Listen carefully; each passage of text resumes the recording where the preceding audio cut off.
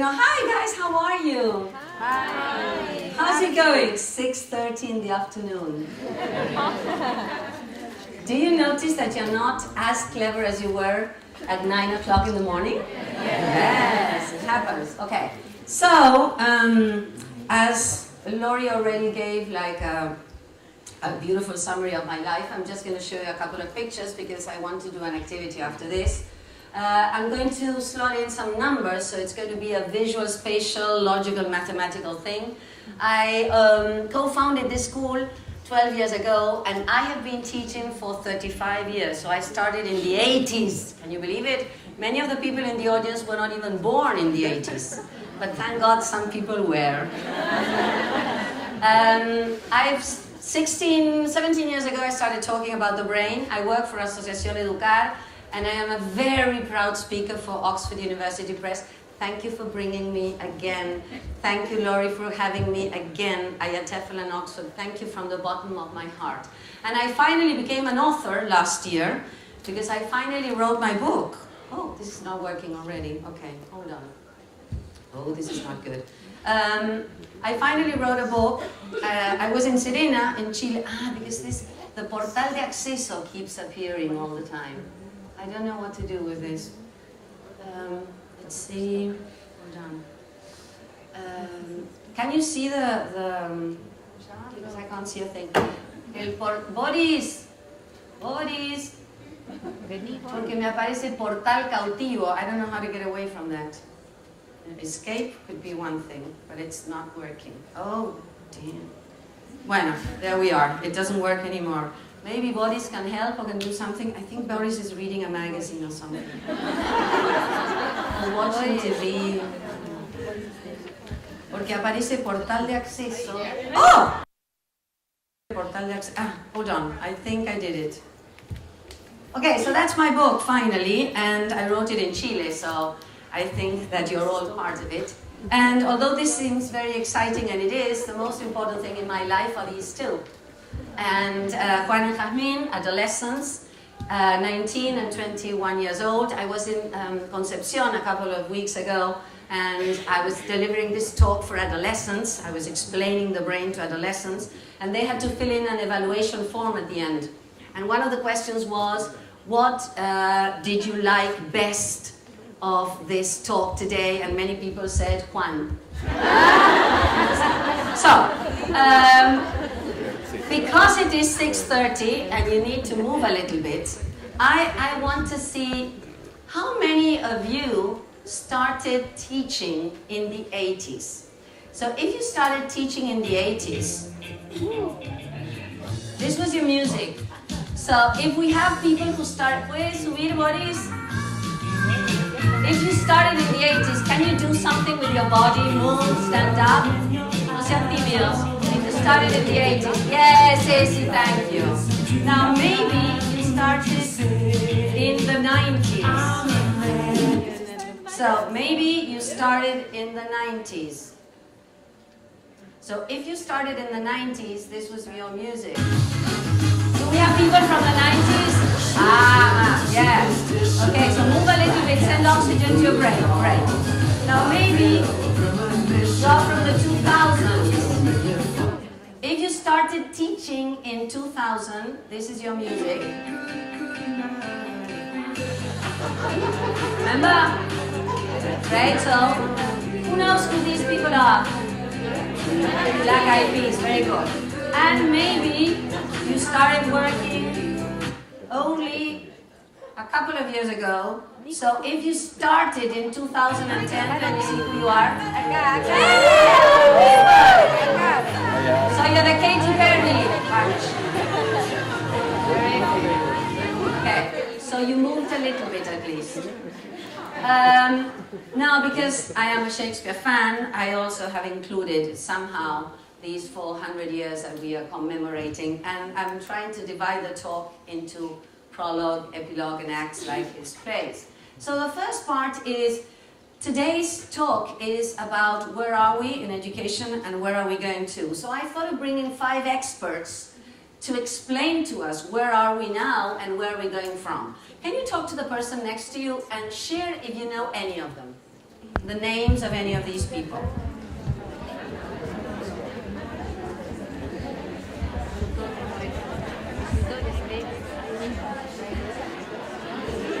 Okay?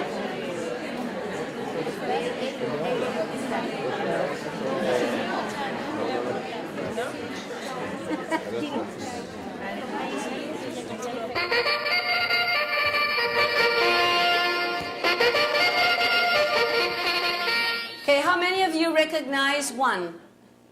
Great. Two people? Oh, está difícil. Okay, so we recognize one. We're going to do fine, don't worry. So the first expert I brought along, I don't know if you guessed this one, he's Paul Gauguin, and this is one of his most famous paintings. And believe it or not, the name of the painting is the name of today's conference. So how wonderful can somebody be? He anticipated this moment. You see, hundreds of years ago, he anticipated this question, where are we going? So this huge painting, can you see, it portrays, you have to read it from right to left. It portrays where the infant, sleeping, where we are, the figure in the middle, standing, and sadly, where we are going, the crouching old woman on the other side. So he was portraying the cycle of life. But I brought him in because he's an artist, and it turns out that being an artist in this century is fantastic. So he's an expert, he's talking about where we are and where we are going. And then we have expert number two. Expert number two, I don't know if you recognized him, but expert number two comes from the world of business, Daniel Pink. And he has written a really amazing book where he explains where we used to be in education and where we are going to. Education, as we know it, started off in the Industrial Age, in the 19th century. And in that time, the skills that were valued were basically physical strength, the ability to follow orders and instructions, to be able to be part of the assembly line. Later on, we moved into the information age. And there we had a shift in the skills that we valued. We started valuing more, for example, rote memory, the ability to memorize stuff, content. So this is what we call the information age, where the people we think that are really fantastic and great are the people who can store a lot of information in their brains.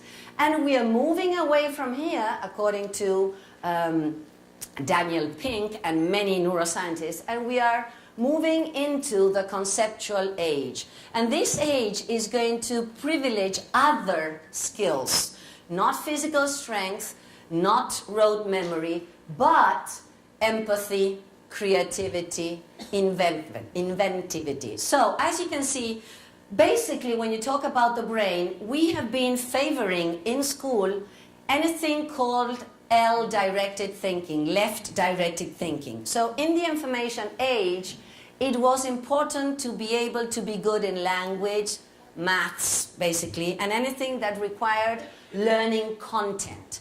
The left side hemisphere is logical, linear, and we are moving into an age in which we are going to be favoring the right brain hemisphere, or the right-directed thinking. And this is, we are going to be looking at holistic learning, imagination, creativity, all the skills that are part of the right brain hemisphere. Now, this is the last book that Sir Ken Robinson wrote, and I thought I was going to simply use this book to summarize the 3 C's I want to talk about. There are 4 or 5 C's. You're going to see that communication is one of them.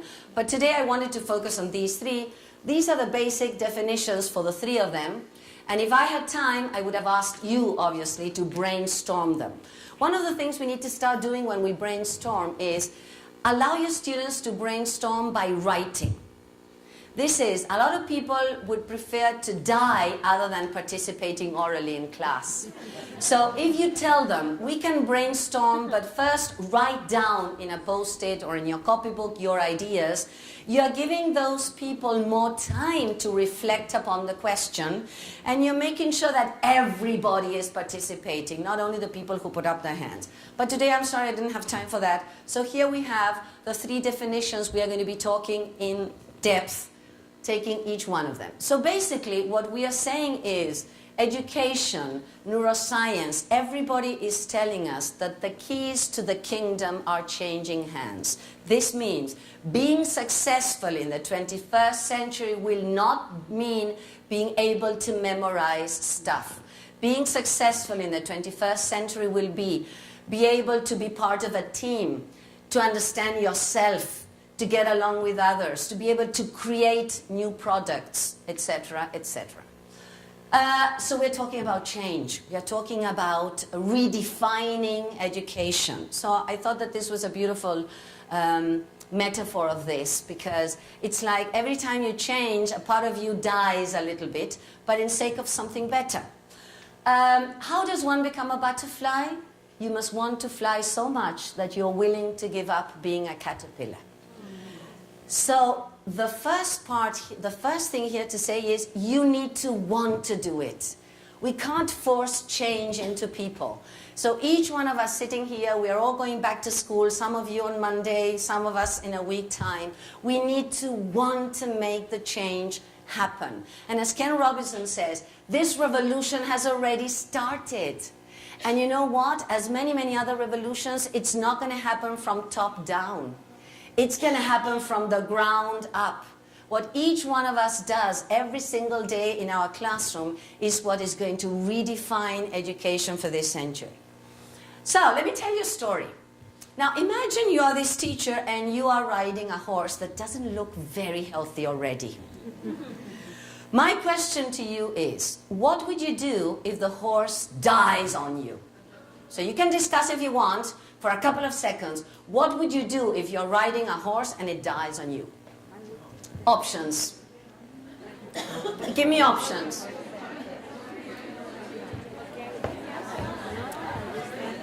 You need to shout your option. What else? Do we have options? Okay? One incredible thing is get off. So, I'm asking an open-ended question. Open-ended questions lead to creativity and invite curiosity.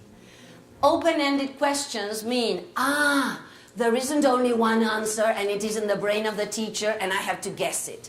So open-ended questions invite people to play and to be more creative. Thank you very much. You would get off. Terrific. Any other options? You would cry a little bit. You would mourn the horse. Terrific. Any other option? Yes. Going on foot. You would? Go on foot. Right. You would choose to walk to your destiny or whatever it is you're going.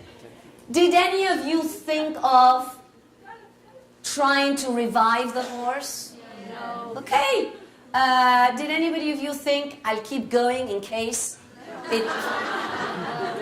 So, this is an allegory of education. We have been riding dead horses for years, guys.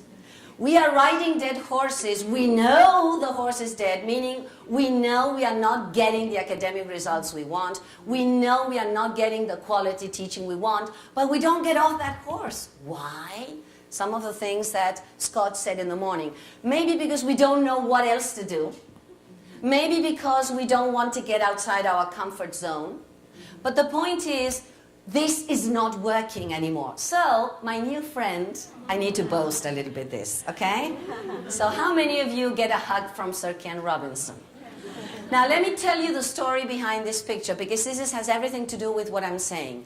The only reason Ken Robinson said, come to this side of the table and I'll get a picture with you, hugging you, instead of on the other side of the table with the other 800 people who were lining up, is because I told him that I knew his former girlfriend. Susan Hilliard is a speaker, and you may know her. And she was Ken Robinson's sweetheart when they were in high school. So the thing that got me the hug was, hi, I'm Lucrecia. I'm a friend of Susan Hilliard, and she sends you her love. So this genius has a heart. He remembers Susan Hilliard. So what I'm saying is the human touch goes 1,000 miles always. And one of the things that he said that day is, if the system doesn't work, if the horse is dead, the problem is not the people. or the horse. Don't blame the people. Don't blame the poor teachers if it's not working. Rethink the way we are planning lessons. Rethink the syllabuses. So, a couple of things he said that day, this was in Orlando in the Learning and the Brain Conference. We need to start personalizing education. What does that mean? Here you have my students at the end of what you call cuarto media. At the end of cuarto media, we ask them, what do you think the school has taught you? So what are you taking away from school? Lara says, another perspective of teaching and learning. Juan Francisco says, I appreciate all the ways in which you can be intelligent. And Abril says, the importance of art. This is what I want my students to remember from school. I don't want them saying, I learned the simple present. Do you understand what I mean? So I'm aiming at this. The other thing is to recognize that everybody is a genius in a different way. And that we adults have to help them first discover how they can be geniuses, which are their talents, which are their strengths, and help them develop them. This is an amazing program, show you can see on TV. We are showing our secondary students this. This is Stephen Hawking showing us how each single person can be a genius. And the series is amazing. Every program, they invite 3 people who are not doctors, who don't have masters in education or on science, and they give them tasks. And it turns out that even people who apparently don't have the knowledge find the way of solving the problem in different ways. What he wants to tell us is every person is a genius. There's something wonderful that we know how to do, but some of our students don't know that. And they leave school without knowing how good they can be at certain things. So I've been talking more than your attention span, which is why some of you are already thinking, what will I have today for dinner? Other people are thinking, I hope my husband remembered to pick up the kids, etc. So Shakespeare would add comic relief. This is give the people time to laugh a little bit, send energy, oxygen to your brain so you can listen again. This apparently is what really happened in an exam. This was a geography exam, and the question was, name 6 animals that live specifically in the Arctic. And this was the answer.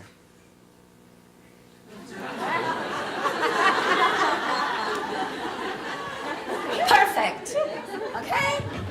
So, the answer is right or not? Okay. So, comic relief. The expert 4, and this is me again, in a selfie with Yong Zhao, is one of the names in education today.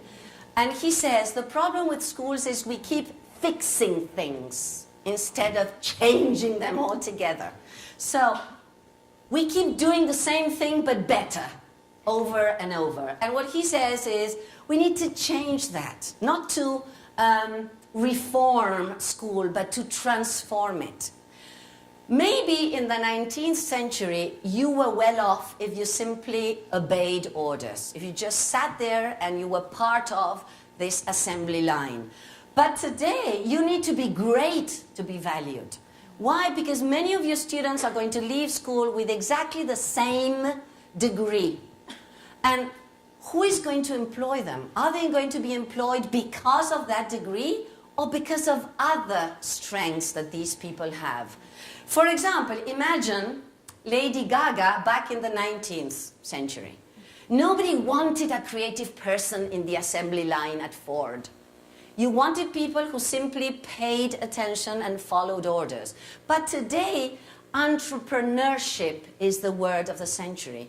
Being able to produce something that people will buy. This is why Kim Kardashian exists. She wouldn't exist in the 19th century. But in this century, she has built a product that people buy. So I'm not saying that we need to copy this, but what I'm saying is each one of us, each one of your students can be in itself a company. So, for example, IBM had a survey going in 2008. They questioned 15,000 leaders of companies in 80 different countries and asking them, what do you think are the skills that leaders need to be able to run a company today?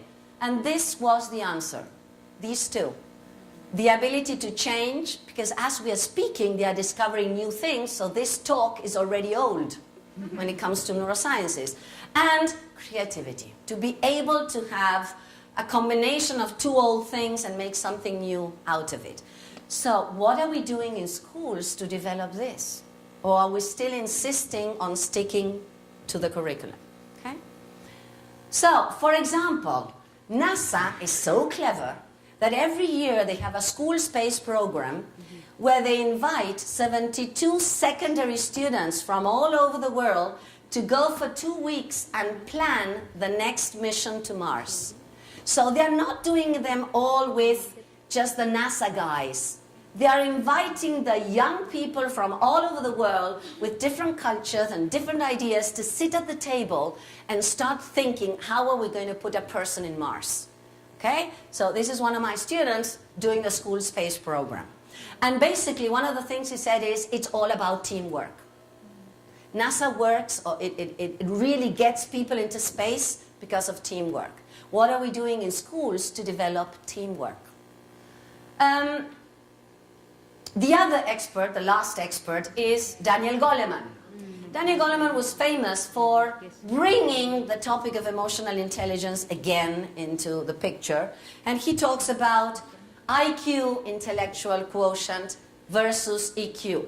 Now, the interesting thing about Daniel Goleman is that he has studied a group of kids since they were 4 years old, 25 years later. This is called the marshmallow test. If you want to Google up, and you will find out the amazing things that turned out after that experiment. He would sit a 4-year-old child on a table with a marshmallow. And if that child was able to delay gratification and not eat the marshmallow for 10 minutes, he would receive 2 marshmallows. So he had this study, and you may be thinking, come on, you can't decide the destiny of somebody because of what he did when he was 4 years old. Well, it turns out that yes. The people who were not able to learn how to delay gratification, 25 years later, were people who were coming in and out of jobs, in and out of relationships. So it turns out that emotional intelligence is very important. So 25 years later, this is the question he's asking you today. According to the latest research coming from neuroscience, IQ, intellectual quotient, what we really valued in this information age, stands for what portion of career success? Meaning, how important is intellect in the career that you choose to follow? These are your possible answers. Have a look at that. You can consult with the person next to you and tell me which is your favorite one. How important is intellectual quotient in the success of your 4 or 5 years career? How many of you think 50 to 60? Hands up? Nobody there. How many 35 to 45? We have hands there. How many are 23 to 29? Okay, and do we have people in 15 to 20? Okay, so Daniel Goleman has a sense of humor. None of the above. The answer is between 4 and 10%. 25 years of study, and this is the answer. Now, let me explain something here. He says, IQ is very important when you choose your career. If you want to be an engineer, it is very important that you're good at maths. But what keeps you going is not your intellect. This is the conclusion. What gets you into the career, obviously, is your IQ. But what makes you stand and go through exams, etc., is your ability to be flexible, to get along with people, to, be in control of yourself. So what he says is that there are keys to this emotional intelligence. And these are the 4 big keys of emotionally intelligent people. This is of people who have EQ instead of IQ, emotional quotient. How many of these are we teaching in schools? Have a look. Teaching, not assuming that mommy and daddy did the job at home. So, what are we supposed to do? This is what I'm doing in my school. And it is like emotional literacy. So the first one was be able to recognize your emotion. It seems silly, but how many times you find yourself telling your 19-year-old son, why are you so angry or in such a bad temper? And he answers back, I am not angry. So sometimes you're not even aware of your emotion. So it's not that easy to recognize your emotion. And imagine how difficult it is to recognize it in other people. So here you have a 4-year-old child working with cards. We have cards for the different emotions. And having them understand how those emotions are different. Imagine if we could teach them to, another key, regulate emotions. When you are over the top, when you're about to explode, when you want to strangle, yes, apoderado, you call them here, it is best to do some breathing exercises, you know, before having the meeting. These are my students in secondary school before an exam, for example. Because we can't do away with exams, but at least we can prepare them biologically to sit for that exam with less hormones of stress. And this is the ideal for me. 4th grade, primary school, we asked them, what did you learn this term? And this girl said, I have learned to meditate and I have learned the simple present. So this is ideal. And nothing is more important than nothing else. It's, I'm learning these 2 things and it's fantastic. Okay? Now, what about you? Have you ever felt like this teacher when Jefe UTP tells you that he's going to watch your classes, for example? Or you're having a cup of coffee and la mamá de Juancito is waiting for you outside and So, it also means that each one of us here should be considering our own emotional quotient. And what on earth are we doing to be able to be teachers until, you know, we get old? Because otherwise we'll explode much earlier. So, for you now, and this is our Intra Activity. I'm going to give you some options. Please take a second to think, how are you feeling right now? This precise moment. Okay? I'm going to play some music. And I'm going to give you some options. Maybe you're not any of those. You can choose your own.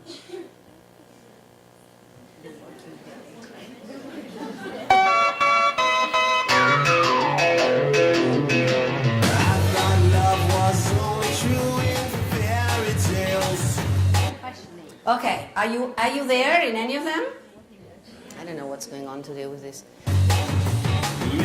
Why is this important? Because how you feel has everything to do with how you're going to think. Cognition and emotion go hand in hand. And if you feel sad, worried, afraid, probably you won't be making the best decisions because your cognitive brain will not be lit up. Okay? So it's very important to know how you are feeling. The other thing that this result brought about is, why is it that some people can bounce back from difficult moments and some people don't? This is called resilience. The ability to recover yourself, go back to homeostasis or bounce back from. I want you to notice how important we are here. Connection to other adults. This is how important we are. We as teachers can help our students to be more resilient. And imagine if you woke up every morning feeling like this girl. Look, I can be a shark now. Anything good. I like my school. I like anything. I like my dad. I like my cousins. I like my aunts. I like my Allisons. I like my mom. I like my sisters. I like my dad. I like my hair. I like my haircuts. I like my pajamas. I like my stuff. I like my rooms. I like my whole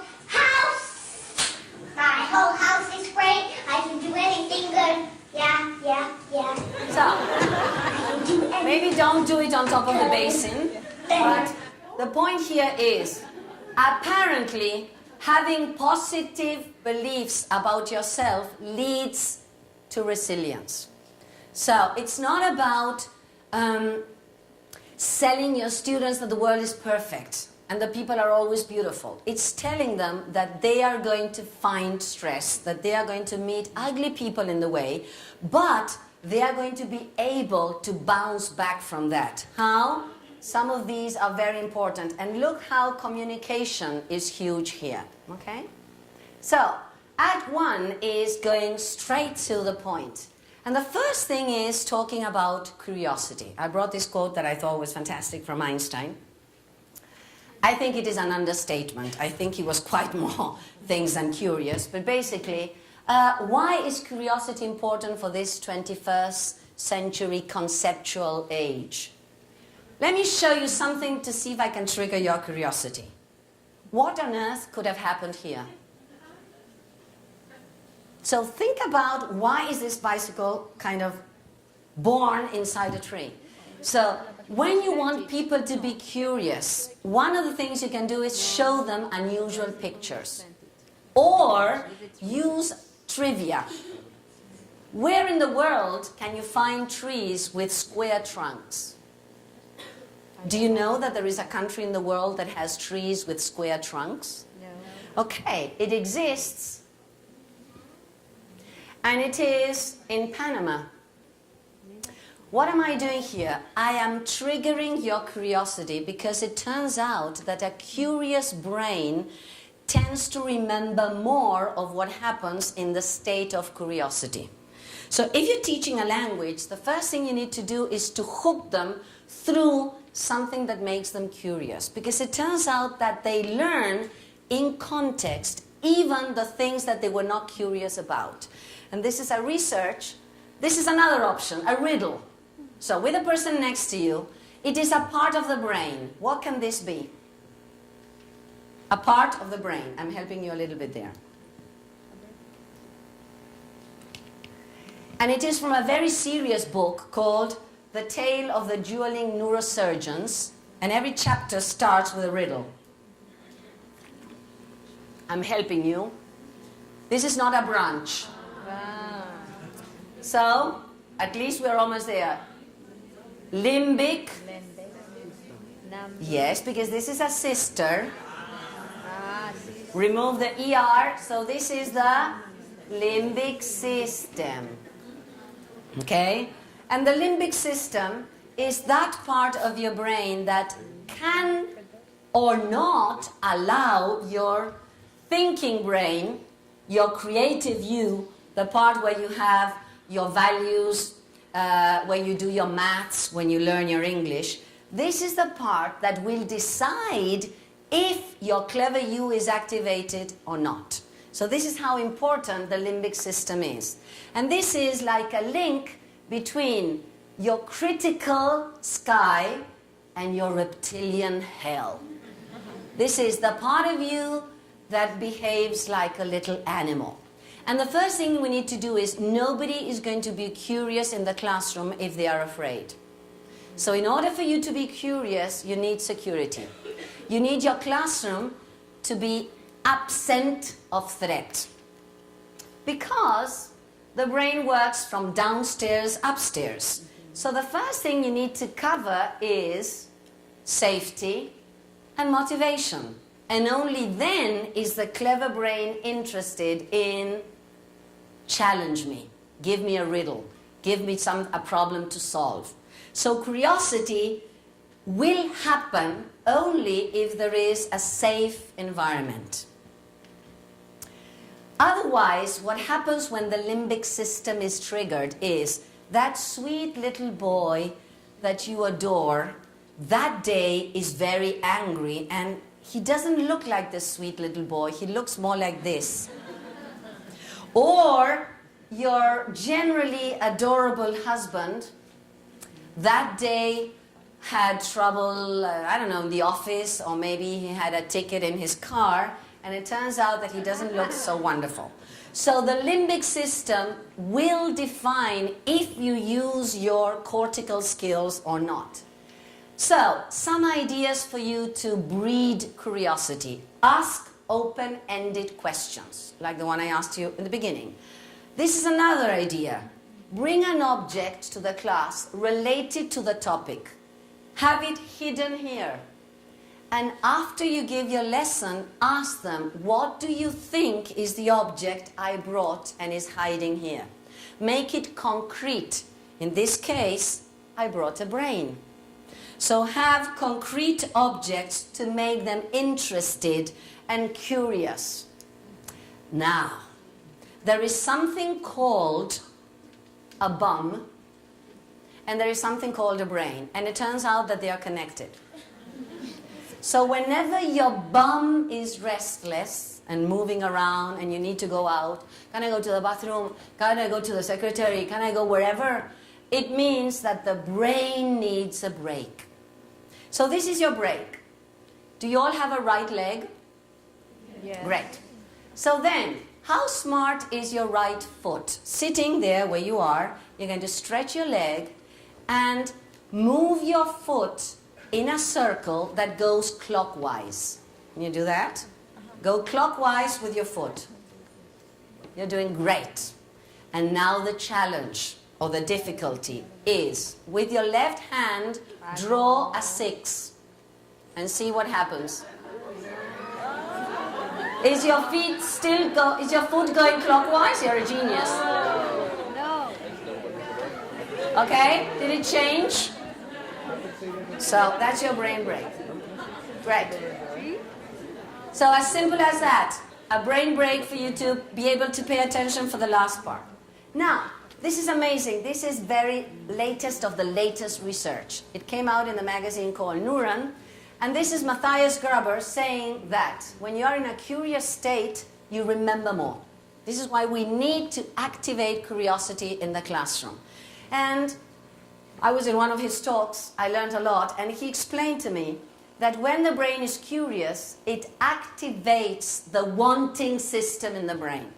And the wanting system has something called nucleus accumbens, which is the site of pleasure in your brain. The part of your brain that says, yeah! So when you're curious, it turns out that you activate something called the dopaminergic system that makes dopamine flow in your brain, and then you're interested, and then you're focused. But the second incredible thing that they discovered is that in turn, this activates the hippocampus. The hippocampus is responsible for long-term memory. So, being curious activates the part of your brain that motivates you and that makes you remember. So this is how important it is to start developing curiosity in the brain, in the classroom, sorry. Act 2 is going to be about creativity. And I brought Shakespeare again.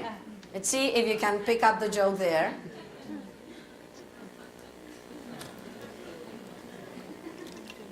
So if Hamlet lived in a duplex, he would be in either to be or not to be, okay? So, creativity, this is another incredible thing I discovered. When you're reading Shakespeare, there is more activity in your brain than when you're not. How incredible is that? With a guy that has been dead for 400 years, he anticipated that novelty produces more activity in the brain. Because Shakespeare has different language, different structure, it turns out that there is more energy flowing when you're reading Shakespeare. So, amazing. So, creativity. This is a guy from Argentina, biólogo molecular in Argentina, me in a selfie, and he says that every day we have 65,000 thoughts, and sadly, 95% are exactly the same every day. Turns out that 500 are about food, maybe more, maybe less. So if you're wondering, I don't know if I'm creative or how can I make my students be more creative, it turns out that the first thing you need to do is to start thinking differently. So you need to start thinking at least 94,999 things exact, but one thing different. So you need to start changing what you think. Another open-ended question for you. What do all these things have in common? And you can talk to your partner. These 6 things have something in common.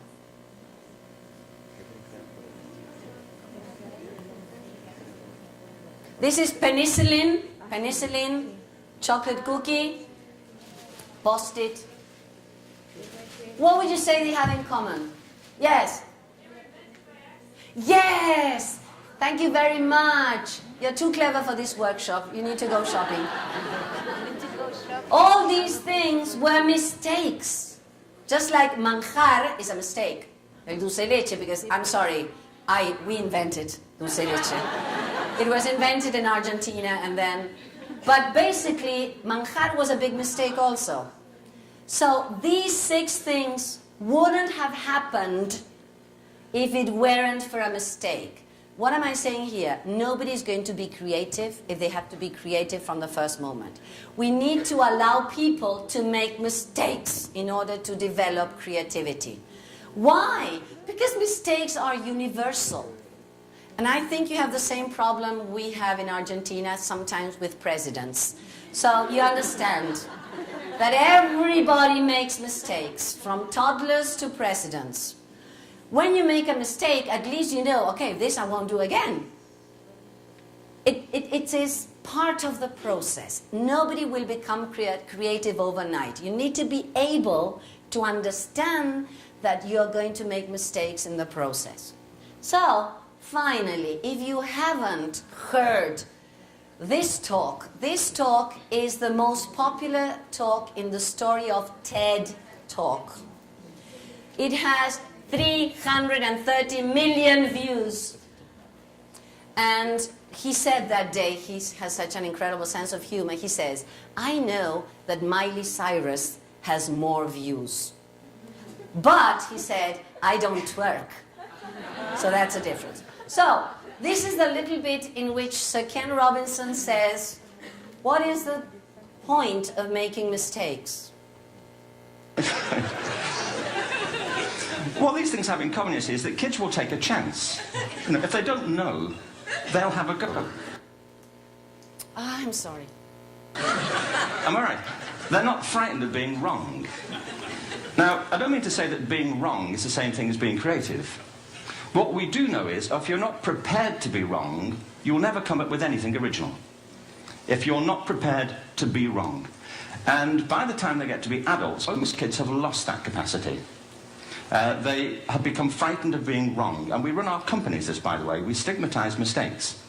And we're now running national education systems where mistakes are the worst thing you can make. Okay? So, creativity will not happen in a classroom where mistakes are not allowed. It will simply not happen. People will play it safe, right? So, Act 3, finally, I'm going to include collaboration and then we're going to work together. This is another big name in Argentina, Facundo Manes, and I brought this, this quote because I think that it was really shocking, for me at least, to know that it seems that being connected to other people adds 10 years to your life. This is because your brain is social. And what do we do in schools? No, you work alone. No, only look at your own page. No, we don't talk with anybody else. So we forget the biology of our brain. We were built to be with other people. The brain is social. This is me with 2 of my brothers. What happens when you get together with other people? What happens when you hug people? When you caress people? When you kiss people? Your brain releases NGF hormone that stands for nerve growth factor. Meaning, hanging out with people, hugging people makes you grow academically and physically. So this is how important collaboration is. It changes your brain structure. How can you do that?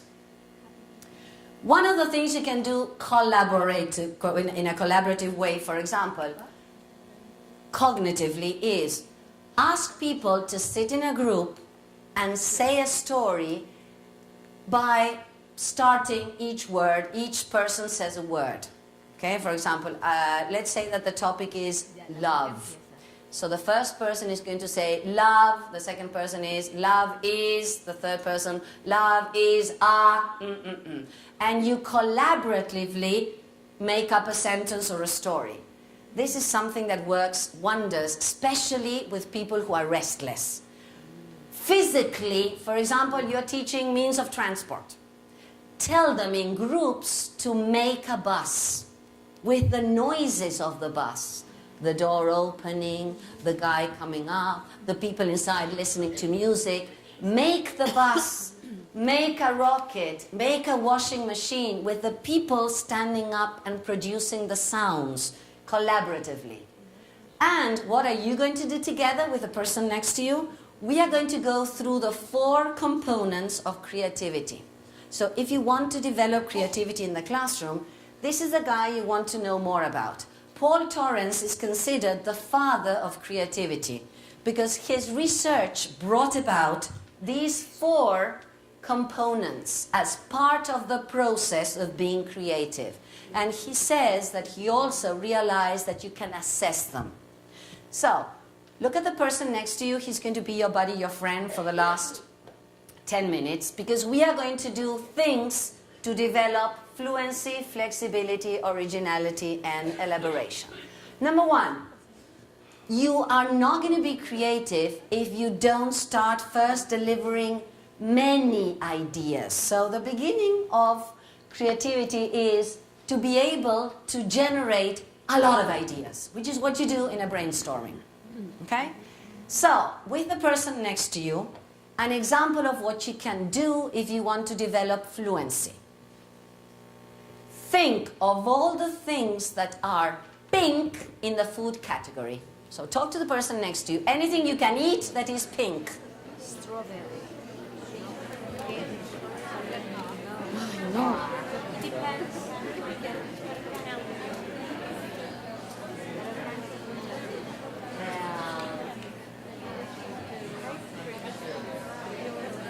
Great.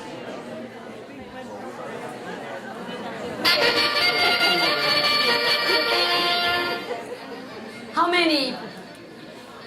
5 over there. Anybody more than 5? No. Woo! How many? More than 5. Too clever for this workshop also. You can go shopping with her. Now, what other things can you do? This I did for 3 months in a row. Every morning at 8 a.m. before we raise the flag. I would practice these 4 elements for 3 months to help secondary students recover their creativity. Every child is born creative.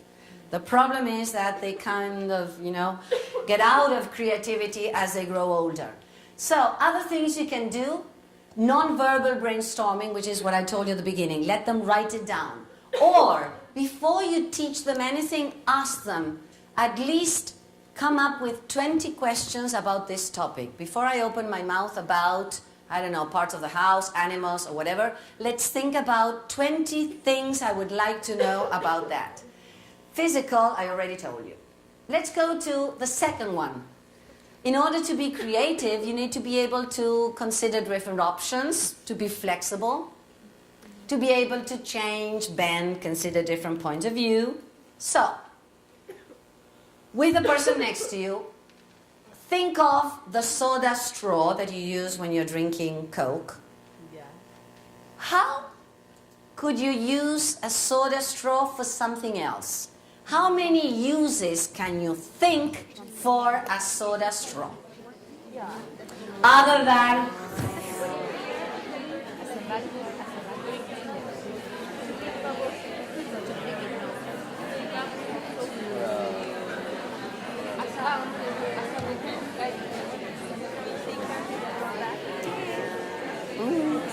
great.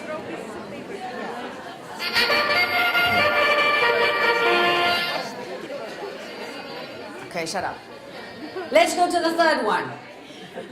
Only when you have worked a lot with the first two, when people are able to generate quantity of, you can start working on quality. But first, you need people to give you many ideas before you start narrowing down. It's divergent thinking first, and then convergent thinking. So when you did a lot of fluency and flexibility, you can start working on originality. And this is the ability to generate the one-of-a-kind idea. We have 20,000 ideas, but out of all those 20,000, we are going to think of the big idea. Okay? So this is for you now. Suppose you had to design the perfect lunchbox to take to school every day. This is what I ask my students. Money is not an object. So, what would the perfect lunchbox include? Anything that you think would be very necessary for that lunchbox. So you can talk with the person next to you. Remember, you have all the money in the world, so don't worry about that. The perfect lunchtime, lunch box. It has to be made of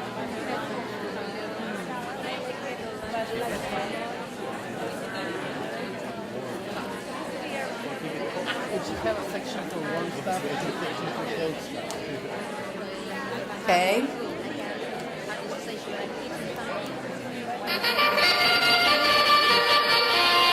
And last but not least, I want to show you an example of history teacher. She was teaching Second World War, and they were working on the Alliance, the League of Nations. And these children prepared something that was very original, a CD with songs based on popular songs. They invented the lyrics, and they even prepared, as you can see, the cover of the CD. She was dressed up as the United States, she was France, and so on and so forth. So this is originality, producing something that did not exist before and that has the quality of being inventive. Finally, the last touch. This is elaboration, the ability to add quality, detail, and design. So, with the person next to you, I want you to think of the best title for the following picture. I know that they are pair of sneakers. Now, if you want to be original and if you want to elaborate, can you think of a more original title and a more elaborate title other than pair of blue sneakers?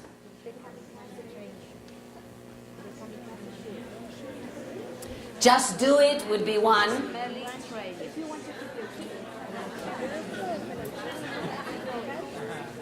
And if you're ready, you can shout at me. Do we have any other creative? Original? Yeah, over there. Shout. What do you have here? Liberty could be one, or blue freedom was one of the things my students said. Blue freedom I thought was fantastic. One sentence, one word. Oh, that's great. The morning after the party. You are too clever for this workshop too. So go and join the other two ladies. So the point here is you can start working on creativity with these 4 different steps. Time to run was another one. And we get right on time to the last part. Imagine we had time. Imagine we could do this. This is very successful in my school, in primary school in general. This is called the exit card. Before the bell rings, everybody runs away. They go home. Mommy asks, what did you learn today? And they answer, nothing. You do something to put that information back in their brain. So the first thing is teachers need to know that the bell is going to ring. So whether you have a watch or a cell phone, you need to know that 10 minutes before the bell rings, we stop and we recap. So the exit card would be, if today you could do it, for example, write down in a post-it and then stick it on the wall of the class. Choose either how you felt today. This is why it is the traffic light. The red one is, how did you feel in my lesson today? Or a question you have for the yellow thing. Or something you learned today for the green one. So before everybody runs away, let them marinate on the information. Let them go through the whole thing again, so that when they go home, at least they remember something. So this is the traffic light idea, and it works wonderfully. If you ask them to write it in a post-it and then they stick it, you pick them up and you can use them for next class. Especially remember the kids that would rather die other than asking you the question directly, but they are safe writing it on the post-it. Okay? Which leads to the final thing we're going to do today. And I want to be original, so it is not very obvious to finish a presentation with Rocky. I think it is Rocky 4 or 5 or I don't know what number. But the point here is Rocky is preparing for a fight, and Apollo Creed, who used to be he fought with Apollo Creed in Rocky 1 or 2, and Apollo Creed is training him. He's helping him. Okay, so let's see what happens here. It's in Spanish. Don't kill me. Vamos, Rocky, no es un juego. ¿Quieres vivir en un hospital durante 5 semanas? It's not a game. You want to go to the hospital? You need to train. Vamos, vamos, a Come on, come on. Piensa en la pelea, piensa en la pelea. Think about the fight. No me tratará de aniquilarte, Rocky. ¿Eso es lo que quieres? ¿Así quieres? As you can see, the other one is quite reluctant. ¿Quieres hallarte? Pelea con él. Come on. Focus, concentrate. No tiene contra las cuerdas. Está atrapado en su propia esquina. ¡Gancho! ¡Gancho! ¡Gancho! ¡Diablo, Rocky! ¡Vamos! Come on, Rocky, you're not focusing. Mañana. Lo haremos mañana. Tomorrow. No hay ningún mañana. We'll do it tomorrow. And he says, there No is hay no ningún tomorrow. mañana. No hay ningún mañana. And I believe there is no tomorrow. It is today. We're all sitting here at 7:30 because we really believe that we are going to change things. And it's not going to happen next year. It has to start today. Thank you very much.